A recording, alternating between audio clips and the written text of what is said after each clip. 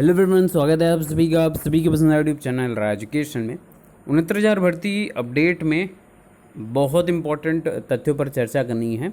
जैसा आप सभी को पता है कि रिसेंटली कुछ घंटों पहले आप लोगों को अपडेट मिली है इस चैनल के माध्यम से भी, और कई जगह पर भी आपको मिल गया होगा, न्यूज़ चैनल्स पर भी आप लोगों को फ्लैश लाइट दिख रही होगी कि हाई कोर्ट की सुनवाई हो चुकी है। और आज बहुत इम्पोर्टेंट सुनवाई थी जिसमें स्पष्ट तरीके से सरकार के अधिवक्ता के द्वारा ये बोला गया कि लिस्ट में खामियां हैं।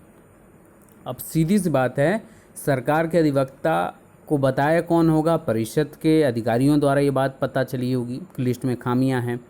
जब लिस्ट में खामियां हैं, अधिकारियों को ये बात पता थी, तो क्यों खामियां उन्होंने की?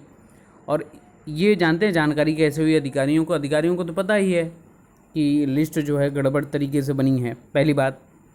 दूसरी बात, वो पुष्ट तब हो गई जब लगातार भारी संख्या में अभ्यर्थी प्रत्येक दिन परिषद और एससीईआरटी जा रहे हैं, बार बार लिस्ट की कमियों को गिना रहे हैं, तो उससे पूरा स्पष्ट हो गया।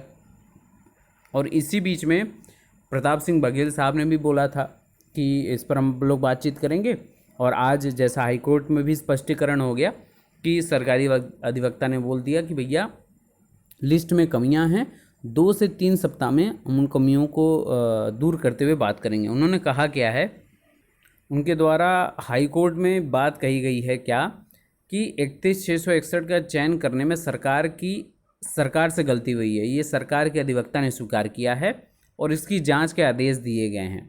2 से 3 सप्ताह में जांच पूरी कर जो अधिक मेरिट के अभ्यर्थी अचयनित हैं उनका चयन किया जाएगा, व कम मेरिट के चयनित अभ्यर्थियों को चयन निरस्त कर उन्हें बाहर किया जाएगा। ठीक है, ये बड़ी बात यहाँ पर देखने को मिल रही है। लेकिन अब अंतर्मन में ये प्रश्न उठता है कि एक बार नियुक्ति पत्र देने के बाद, एक बार घरों को रोशन करने के बाद क्या पुनः अंधेरा किया जाएगा उन घरों को? क्या पुनः उन खिलखिलाते हुए चेहरों पर मुरझाई हुई आंसू से तलब की हुई चेहरों पर प्रदर्शित किया जाएगा उन चेहरों को? तो ये प्रश्न काफ़ी ज़्यादा कह सकते हैं कि दुखदाई है, और इन सभी प्रश्नों के उठने का कारण सिर्फ और सिर्फ लापरवाही और घोर लापरवाही है। अब इसका देखिए, यहाँ पर विश्लेषण की बात हम लोग करेंगे कि क्या हो सकता है इसमें और क्या करना उचित होगा। देखिए, क्या 31,000 अभ्यर्थियों में जो मैक्सिमम लोग हैं उनसे नियुक्ति पत्र वापस ले लिया जाएगा? अब आगे क्या होगा? क्योंकि लगातार लोगों के कमेंट आ रहे हैं, मैं अपने से ही बात तो बोल नहीं रहा हूँ, क्योंकि जाहिर सी बात है सबके अंतर्मन में यही प्रश्न आएगा। मैंने जब पहली वीडियो बनाई अभी शाम को, तो कई लोगों ने पूछा, अभ्यर्थी ने बोल दिया कि नहीं सर ये तो नहीं है, आप गलत तरीके से बता रहे हैं इसको। लेकिन उसके बाद हर जगह न्यूज़ चैनल्स पर वो सारी चीज़ें उन्होंने देखी तो उन्होंने एक्सेप्ट की कि नहीं सर सही है ये बात। देखिए, सबसे इम्पॉर्टेंट बात ये है, ये इसलिए बोला जाता है अभ्यर्थियों द्वारा, उनको एक्सेप्ट नहीं होता ना कि इतनी ये चीज़ें कैसे हो जा रही हैं, हमको नियुक्ति पत्र देने के बाद फिर ये क्यों किया जा रहा है। तो ये 69,000 भर्ती मैंने आज नहीं कई बार बोली है कि बेसिक की ऐसी भर्ती भविष्य में साबित होगी जो तय करेगी आने वाली भर्तियों को कि वो कोर्ट में जाने से कैसे कैसे जगहों पर फंसाई जा सकती हैं, कोर्ट में ले जाई जा सकती हैं। तो अधिकारियों को सबक देगी, और नाको चने चबवा दिया इस भर्ती ने सभी को, 1-2 अभ्यर्थियों को नहीं, चाहे वो हाई मेरिटोरियस अभ्यर्थी हो, लो मेरिटोरियस अभ्यर्थी हो। तो देखिए, इस पर निष्कर्ष हम लोग क्या निकलते हैं, जितने भी 69,000 वाले अभ्यर्थी हैं जो एकजुटता की हमेशा बात करते आए हैं, मैं स्वयं इसका पक्षधर हूँ एकजुटता का, तो मैं उसी के पक्ष में बात करूँगा। पहली इंपॉर्टेंट बात कि जितने भी 31K में चयनित अभ्यर्थी हैं, मेरा व्यक्तिगत जो मानना है, जिनको नियुक्ति पत्र निर्गत किया जा चुका है ना, उन पर कोई भी प्रश्न चिन्ह ना उठे। बहुत ध्यान से समझिएगा, मैं बहुत बड़ी बात बोल रहा हूँ, कुछ लोगों को सही भी लग सकता है, कुछ लोगों को बेकार भी लग सकता है, लेकिन मेरा ये पर्सनल ओपिनियन है और मैं एकजुटता की हमेशा बात करता आया हूँ। आपके भी कुछ पर्सनल ओपिनियन होंगे, आप कमेंट कर सकते हैं, लेकिन एक शिक्षक के मर्यादित शब्दों में।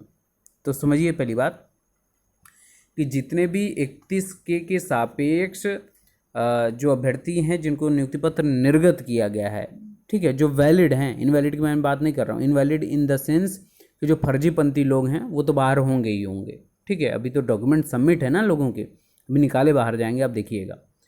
तो उनसे नियुक्ति पत्र ना लिया जाए, क्यों ना लिया जाए? क्योंकि एक बार नियुक्ति पत्र आपने निर्गत किया है, बड़े गाजे बाजे के साथ आपने इतने खर्चे आपने किए हैं सरकार ने, तो उसको ना वापस किया जाए। ठीक है, वो भी बहुत बड़ा दुख का कारण होगा, मानसिक अवसाद का कारण होगा। वो अभ्यर्थी के मानसिक अवसाद का नहीं, पूरे परिवार में जो दुख का माहौल रहेगा उसको कोई बयान नहीं कर सकता, उस दुख को कोई नहीं बांट सकता। तो बड़ी बात मैं बोल रहा हूँ। दूसरी इंपॉर्टेंट बात, तो अब क्या आगे होगा? सरकार ने तो एक्सेप्ट कर लिया, तो सरकार ने एक्सेप्ट किया है, सरकार ने 2 से 3 सप्ताह में ये बात कहने को बोली है, और ये 2 से 3 सप्ताह जो उन्होंने मांगा है ये अपने आप में निर्णायक साबित होगा। क्यों?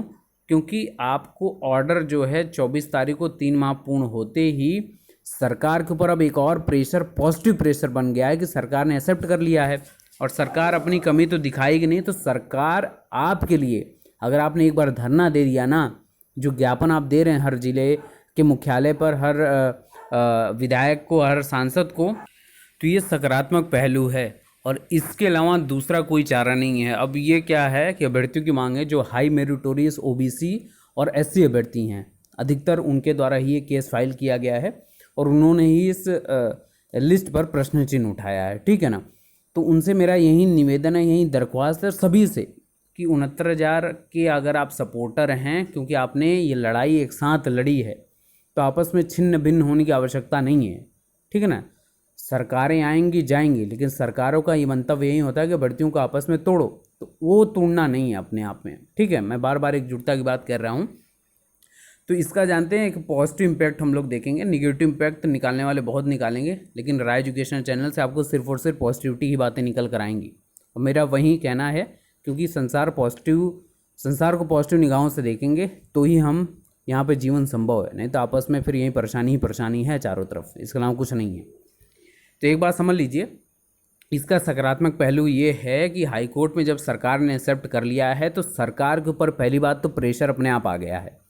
अब इसका दूसरा पहलू ये है कि अगर आपने धरना दिया और ज्ञापन जो कार्यक्रम आप चला रहे हैं प्रत्येक जिले में, उसकी वजह से जो प्रेशर क्रिएट होगा, सरकार जाएगी, मजबूती से जाएगी सुप्रीम कोर्ट में, डायरेक्शन एप्लीकेशन मूव फॉरवर्ड कराएगी, ऑर्डर रिलीज कराने में आपका साथ देगी, और ऑर्डर आते ही रिमेनिंग पदों पर भर्ती तत्काल प्रभाव से हो जाएगी, ताकि जो जिनको नियुक्ति पत्र निर्गत किया गया है उनको भी परेशानी ना हो, और जो अचयनित अभ्यर्थी बचे हुए हैं वो भी चयनित हो जाएं। इससे अलावा अगर आप सोच रहे हैं कि कुछ दूसरा चारा मिलेगा, इनको निकाल कर फिर हाई मेरिटोरियस अभ्यर्थियों का चयन हो जाए, तो जिनको नियुक्ति पत्र निर्गत किया गया है वो भी दौड़ेंगे हर जगह अपनी बात के लिए। ठीक है, देखिए सबकी अपनी अपनी राइट्स हैं, सब लोग दौड़ेंगे अपने आप के लिए। तो इसका एकमात्र हल है सुप्रीम कोर्ट से जजमेंट, रिजर्व जजमेंट को रिलीज़ कराना, ऑर्डर ले आना, फिर तत्काल प्रभाव से भर्ती प्रक्रिया को एक साथ पूरी करना। तो ये सबसे बड़ा पॉजिटिव इम्पैक्ट है। तो 31 के पर जो भर्ती हो गई है वो सबसे इम्पॉर्टेंट है, वो तो हो ही गई है, लेकिन इसको लेकर इसके अलावा दूसरा कोई ऑप्शन नहीं है। बाकी आप अलग अलग ऑप्शन निकालें कि लो मेरिटोरियस को निकालो बाहर, हाई मेरिटोरियस का चयन करो, फिर प्रश्न चिन्ह जो हैं, जो वैलिड लोग नहीं हैं उसको निकाल बाहर करो, जो लो मेरिट वाले हैं फिर वो कोर्ट जाएं। तो ये कोर्ट का खेल एकदम नाको चने चबाने जैसा है, क्योंकि 2 साल से मैं व्यक्तिगत तौर पे बोल रहा हूँ यहाँ से, इस चैनल के माध्यम से, मैंने प्रत्येक दिन ऐसा कोई दिन नहीं हुआ जिस दिन दुआएं न मांगी हों महादेव से, माता रानी से। ऐसा दिन ही नहीं गया जिस दिन प्रार्थना नहीं हुई हो कि 69,000 भर्ती जल्द से जल्द पूर्ण हो। उसके पीछे रीज़न यही है ना कि ये 69,000 बस कहने के नाम हैं, लाखों परिवारों के जीवन के हिस्सा बन चुका है ये भर्ती, और ज़रूरत बन चुका है। दूसरी कि ये भर्ती पूर्ण होगी तो ही अगली भर्ती आएगी। क्यों?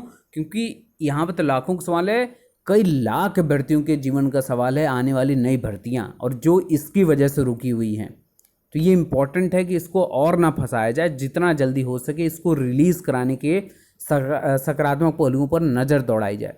तो ये सोचने वाली बात है, और इस पर गहन मंथन होना चाहिए। इस बात को सरकार के अधिकारियों तक, परिषद पर, एससीईआरटी पर अभ्यर्थियों द्वारा पहुंचाई जानी अति आवश्यक है, क्योंकि ये वैलिड, और सरकार भी इस पर मंथन कर रही होगी। अगर आप अभ्यर्थियों के द्वारा ये सुझाव दिया जाता है तो कहीं ना कहीं एक पॉजिटिव इम्पैक्ट होगा। इसके अलावा अगर आपका कोई भी व्यक्तिगत सुझाव हो जो मर्यादित भाषा में आप रख सकते हैं, टिप्पणी कर सकते हैं, क्योंकि देखिए सबका तर्क हो सकता है लेकिन कुतर्क नहीं चलना चाहिए। बाकी आप सभी शिक्षक हैं, और उम्मीद करूंगा कि आप सभी तर्कपूर्ण अपनी बात रखेंगे। अगर आप इससे सहमत हैं तो भी आप बताइएगा, और असहमति अगर आपकी है तो आप भी अपने व्यक्तिगत विचार रख सकते हैं। बाकी की लेटेस्ट अपडेट के लिए बने रहिए। और पुनः बोल दूं, ज्ञापन कार्यक्रम एकजुटता बनाए रखिए, सबका पॉजिटिव इम्पैक्ट, सबका पॉजिटिव रिजल्ट आपके समक्ष देखने को मिलेगा। Best of luck, thank you so much.